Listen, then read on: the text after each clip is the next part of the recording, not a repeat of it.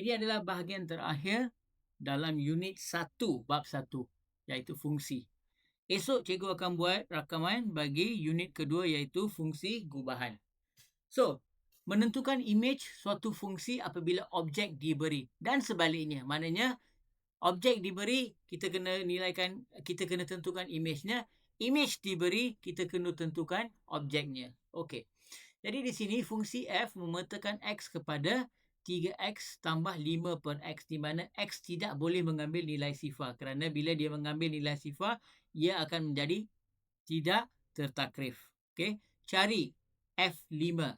Apa maksud f5? Apa sebenarnya dia nak? Dia hendak tahu apakah nilai imej dia bila domain dia adalah 5. Right?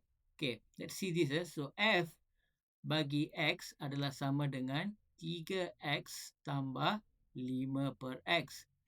Jadi sekarang saya nak nilaikan fungsi f ini bila x adalah 5. Itu maksud dia. Sama dengan 3 darab 5 tambah 5 per 5. Sama dengan 15 tambah 1 sama dengan 16. Jadi bila x adalah 5, maka y adalah 16. Faham? Okey, sekarang imej bagi 1/3 di bawah fungsi f. Apa pula maksud dia? Maksud dia sama seperti bahagian A. Dia kata dia nak imej, maka dia dah beri domain. So, ini adalah domain. Jadi, kita gantikan sahaja. Jadi, f bila x adalah 1/3 sama dengan 3x tambah 5 per x. Sama dengan 3 darab 1/3 tambah 5 bahagi 1/3. Sama dengan 1 tambah 15 sama dengan 16.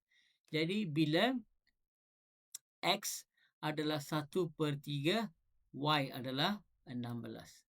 Now, bagi C, nilai-nilai mungkin apabila imejnya adalah 8. Yang ini beza sikit. Dia kata imejnya adalah 8. Maknanya f of x saya adalah 8. Okey. Dan dia kata nilai-nilai mungkin. Adakah ini typo? Bukan. Bermaksud objeknya mempunyai lebih daripada satu jawapan. Okey. Bagaimana kita tentukan ini? Jadi fungsi dia adalah 3x tambah 5 per x sama dengan 8. Jadi f of x sekarang digantikan dengan 8 sebab f of x itu adalah imej, betul? Jadi sekarang saya gantikan dengan 8. Now, saya hendak selesaikan untuk x. Jadi kita pecahan itu kita kena selesaikan dululah. Jadi sebutan sama, saya darab ni dengan x. So saya dapat 3x kuasa 2 tambah 5 per x sama dengan 8. Okey, sekarang saya akan dapat 3x kuasa 2 tambah 5 sama dengan 8x. So, 3x kuasa 2 tolak 8x tambah 5 sama dengan sifar. Ini menjadi trinomial. Pemfaktoran trinomial masih ingat? Tingkatan 4, bab 1 matematik. Okey.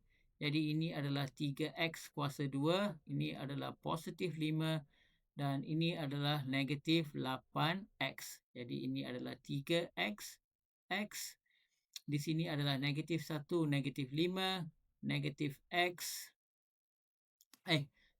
Kedudukannya dah berubah. Kedudukannya silap sikit. So yang ini adalah negatif 1, yang ini adalah negatif 5. Jadi ini adalah negatif 5x, ini adalah negatif 3x. Alright, maka penyelesaiannya adalah 3x tolak 5 sama darab x tolak 1 sama dengan sifar. Maka 3x tolak 5 sama dengan sifar, 3x sama dengan 5, maka x1 sama dengan 5/3. X tolak 1 sama dengan sifar, so x sama dengan 1. Maka bagi jawapan C, nilai-nilai yang mungkin apabila imejnya adalah 8 adalah x1 sama dengan 1, x2 sama dengan 5/3.